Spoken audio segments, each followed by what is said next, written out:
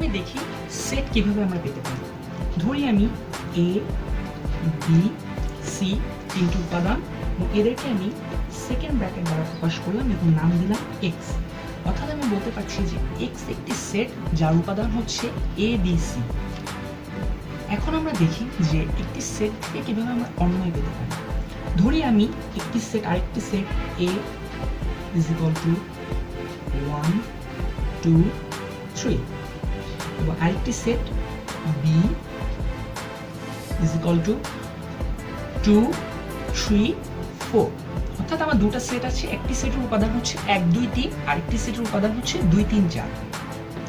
এখন অন্যয় পাওয়ার জন্য আমার প্রথম শর্ত হচ্ছে যে আমার এই দুটি সেটের মধ্যে কার্টেশীয় গুণসেটটি বের করতে হবে।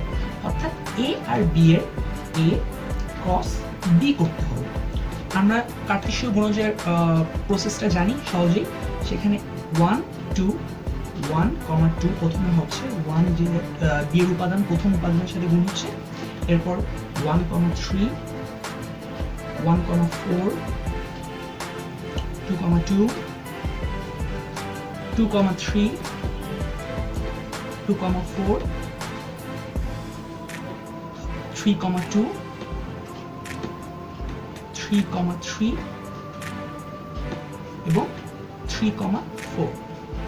অর্থাৎ আমরা কার্টেশীয় গুণসেটটা বের করলাম। এটাই হচ্ছে অন্যয়ের জন্য প্রথম শর্ত, যে কার্টেশীয় গুণসেট বের করতে হবে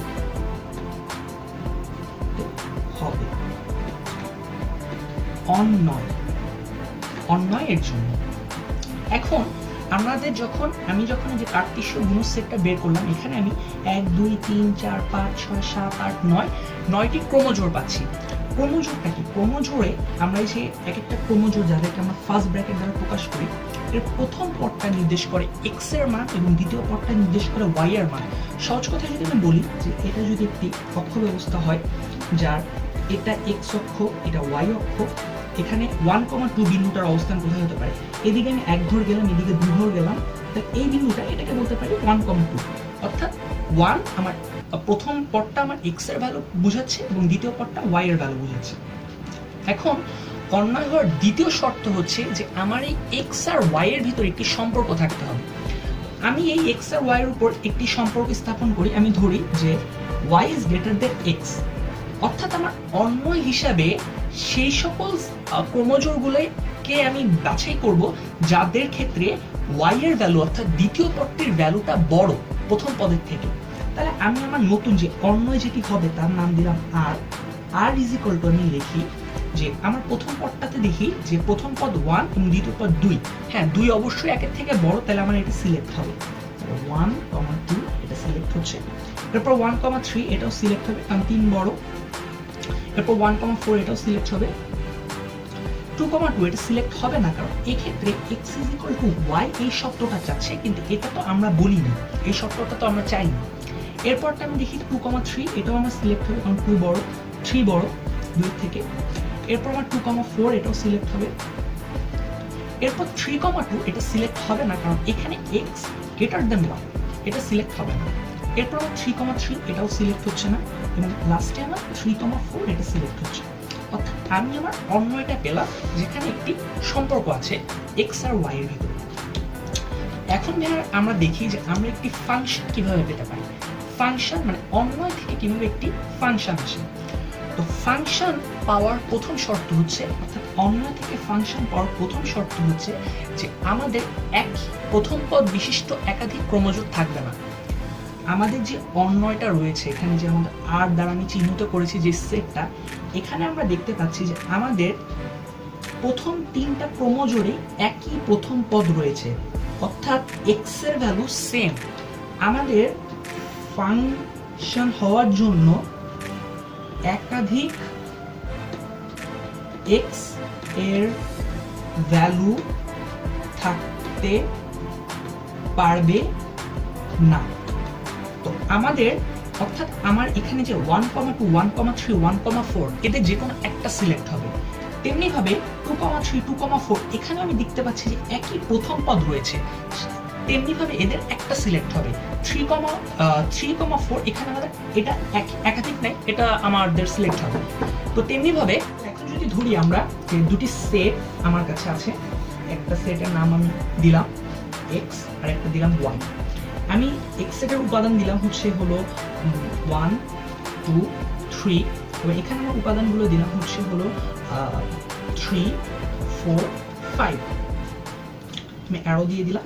এখন আমি দেখতে পাচ্ছি যে যখন x এর ভ্যালু 1 তখন y এর ভ্যালু আমি পাচ্ছি 3, যখন আমি দেখতে পাচ্ছি যে x এর ভ্যালু 2 তখন আমি y এর ভ্যালু দেখি 4, যখন 3 তখন 5। অর্থাৎ দেখতে পাচ্ছি যে এখানে এরকম একটি সম্পর্ক হচ্ছে যে y = x + 2। এই জিনিসে এখানে কখনোই আমার x এর একাধিক ভ্যালু আমি কখনো পেতে পারবো না। x এর ডিফারেন্ট ভ্যালুর জন্য আমি y এর ডিফারেন্ট ভ্যালু পাবো। আমি যে জিনিসটা মাত্রই কিছুক্ষণ আগে বললাম যে আমার ফাংশনাল শর্ত কি, যে আমার x এর ভ্যালু কখনো একাধিক হতে পারবে না, যেখানে অন্যয় যেটা হতে পারে। আমরা এখানে দেখতে পাচ্ছি y = x + 2, এখানে x এর ভ্যালু কখনো একাধিক হবে না। আমরা x এর ডিফারেন্ট ভ্যালুর জন্য y এর ভ্যালু পাবো। y এর ভ্যালুগুলো কি ডিফারেন্ট হবে কিনা সেটা পরের কনসেপ্ট, বাট ফাংশন হওয়ার প্রথম কনসেপ্টই হচ্ছে আমাদের x এর ভ্যালু ডিফারেন্ট হতে হবে। আমি যদি ধরি যে একটা গ্রাফ আঁকি এবং গ্রাফে আমি একটা স্ট্রেট লাইন আঁকলাম, এই স্ট্রেট লাইনে আমি দেখতে পারবো যে প্রতিটা বিন্দুতে, এই বিন্দুতে বলি যে এটা পাশে আরেকটা বিন্দুতে বলি, প্রতিটা বিন্দুতে আমার x অক্ষ বরাবর একটু হলেও মাইক্রোমিটার হলেও সরে যাচ্ছে। অর্থাৎ আমার ভুজের ভ্যালু x অক্ষ বরাবর ভ্যালুটা আমার চেঞ্জ হচ্ছে। অর্থাৎ আমার একটি সরলরেখা যে ইকুয়েশনটা সেটা একটা ফাংশন, বা আমি যদি বলি y = x + 2, এটি একটি সরলরেখার গ্রাফ আমি বলতে পারি। কিন্তু আমি যদি ভাবি যে আমি একটি বৃত্তের গ্রাফ যখন আমি আঁকবো, এটা একটা সাপোজ আমি একটা বৃত্তের গ্রাফ আঁকলাম, আমি দেখতে পাই যে আমার যদি এই যে এখানে একটা বিন্দু আমি সাপোজ নিলাম, এই বিন্দুটা এই বরাবর যদি আমি ধরি যে এই বরাবর আমার গেল 2 ঘর আর এই বরাবর হচ্ছে আমার 5 ঘর, তাহলে এই বিন্দুটা হবে 2,5। ঠিক আমার নিচে এই বিন্দুটা তাইলে হবে 2,-5। তো আমি দেখতে পাচ্ছি যে এখানে আমার x এর ভ্যালু একই আসতেছে, একটা সমীকরণে আমার x এর ভ্যালু একই আসছে। তো এটা কি হবে, আমার ফাংশন হবে না, বোঝার চেষ্টা করি একটি ফাংশনের ডোমেন, রেঞ্জ ও তার কোডোমেন কি জিনিস। প্রথমে বলি ডোমেন। সহজভাবে বলা যায় যে একটি ফাংশনে আমরা x এর যে ইনপুটগুলো দিতে পারবো বা x এর যে ভ্যালুগুলো আমরা বসানো যাবে একটি ফাংশনের জন্য, সেটাই তার ডোমেন। অর্থাৎ আমি যদি বলি যে একটি ফাংশন যেটা y = x + 2, এটি একটি ফাংশন, এখানে আমি x এর জায়গায় যে সকল মানকে আমি ইনপুট দিতে পারবো সেগুলোই হবে আমার ডোমেন। অর্থাৎ এখানে আমি দেখতে পাচ্ছি যে x এর জায়গায় আমি যে কোনো ভ্যালুকে ইনপুট দিতে পারি, যে কোনো ভ্যালু আমি এখানে বসাতে পারি। অর্থাৎ এক্ষেত্রে ডোমেন হবে আমার r।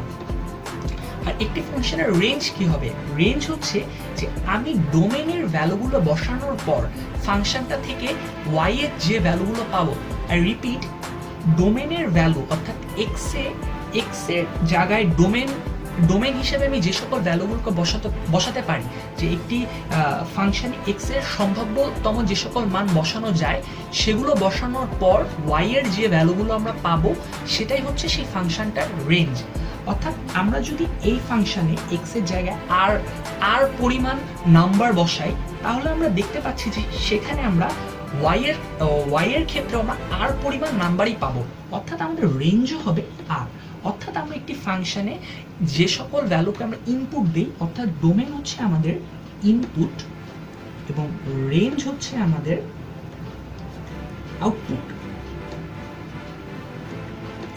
এখন আমাদের কথা হচ্ছে যে একটি ফাংশনের কোডোমেন কি জিনিস। কোডোমেন কি জিনিস এটার কনসেপ্টটা বোঝা আমাদের খুব জরুরি। তো ধরি যে এখানে একটি মানুষ, এই মানুষটা হচ্ছে যে কেউ একটি ছাত্র, সামনে তার হয়তো কলেজ ভর্তি পরীক্ষা।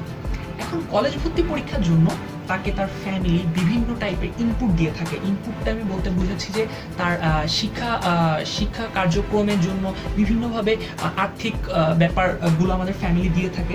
তো আমি ধরলাম যে তার ফ্যামিলি এই ছাত্রকে কোচিংয়ে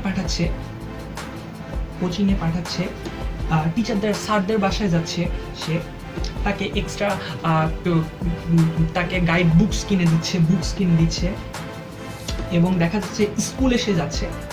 তো আমরা দেখতে পাচ্ছি যে তাকে এরকম 4টা ইনপুট দিচ্ছে তার ফ্যামিলি, এবং তার কাছ থেকে তার ফ্যামিলি দেখা যাচ্ছে কলেজে ভর্তি পরীক্ষায় তার ফ্যামিলি তার কাছ থেকে আশা করছে যে সে নটরডামে চান্স পাবে, এনডিসিতে চান্স পাবে, রেসিডেন্সিয়াল মডেল কলেজে চান্স পাবে, তারপর সে চান্স পাবে ঢাকা কলেজে চান্স পাবে, তারপরে সে হলিক্রসে চান্স পাবে, ভিকাউন্ডেসে চান্স পেতে পারবে।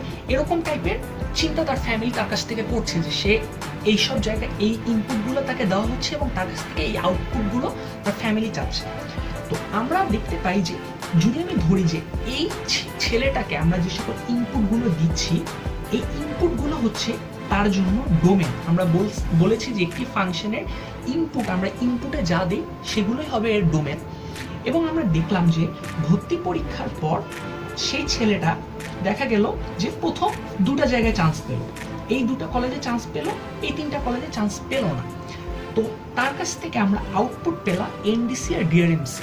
তো আমরা তাহলে বলতে পারি যে এই যে এটা যদি আমরা ধরে নিই যে এই ছাত্রটা একটা ফাংশন, কারণ তাকে দিয়ে তো একটা কাজ করানো হচ্ছে, তো তার কাছ থেকে আমরা ফল পাচ্ছি এনডিসি আর ডিআরএমসি, তাহলে তার রেঞ্জ হচ্ছে এই 2টা কলেজ। তো কিন্তু তার কাছ থেকে যে প্রত্যাশাটা করা হয়েছিল, এই যে 5টা কলেজের প্রত্যাশাটা করা হয়েছিল, এই প্রত্যাশাটা হচ্ছে তার কোডোমেইন, এই প্রত্যাশাটা হচ্ছে তার কোডোমেইন।